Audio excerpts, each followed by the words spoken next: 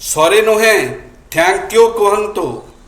ଦେଖିବେ ସବୁ କିଛି ବଦଳିଯିବ। ସରି ମୋର ବିଳମ୍ବ ହୋଇଗଲା କହିବା ବଦଳରେ କୁହନ୍ତୁ ଧନ୍ୟବାଦ ମୋ ପାଇଁ ଅପେକ୍ଷା କରିଥିବାରୁ। ସରି ମୁଁ ଭୁଲିଗଲି କହିବା ବଦଳରେ କୁହନ୍ତୁ ଧନ୍ୟବାଦ ମୋତେ ମନେ ପକାଇ ଦେଇଥିବାରୁ।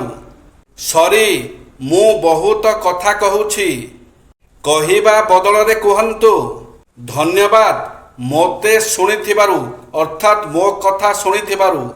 ସରି ମୁଁ ବୁଝିପାରୁନାହିଁ କହିବା ବଦଳରେ କୁହନ୍ତୁ ଧନ୍ୟବାଦ ଏହାକୁ ବୁଝାଇ ଦେଇଥିବାରୁ। ଏହା ଏକ ଛୋଟ ପରିବର୍ତ୍ତନ କିନ୍ତୁ ଏହାର ପ୍ରଭାବ ଆପଣଙ୍କ ଚିନ୍ତାଧାରାଠାରୁ ମଧ୍ୟ ବହୁତ ବଡ଼। ଯେ ସମ୍ପର୍କର ଅଡ଼ୁଆ ଉଲଝନ। ସ୍ୱାମୀ ଭାବନ୍ତି ମୁଁ ଦିନସାରା ତା ପାଇଁ ରୋଜଗାର କରୁଛି, ଏ ମୋର ଥକାପଣ ସେ କାହିଁକି ବୁଝିପାରୁନାହିଁ। ସ୍ତ୍ରୀ ଭାବନ୍ତି ଯେ ମୁଁ ଦିନସାରା ଘର ସମ୍ଭାଳୁଛି, ଏ ମୋର ଆଦର କାହିଁକି କରୁନାହାନ୍ତି।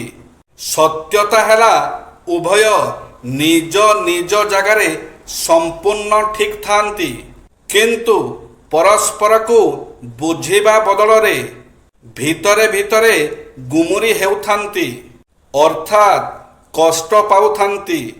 ଏହିଠାରୁ ହିଁ ପ୍ରେମ ଭରା ସମ୍ପର୍କରେ ଦୂରତା ଆସିବାକୁ ଲାଗେ। ଶିକ୍ଷା ଯଦି ସମ୍ପର୍କ ନିଭେଇବାର ଅଛି ତେବେ ପରସ୍ପରକୁ ବୁଝିବା ଏବଂ ପ୍ରଶଂସା କରିବା ନିହାତି ଜରୁରୀ ଅଟେ।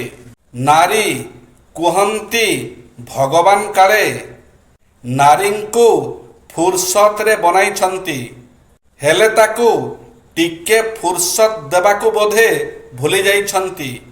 ଏ ନାରୀଙ୍କୁ ଅନ୍ନପୂର୍ଣ୍ଣା କୁହାଗଲା।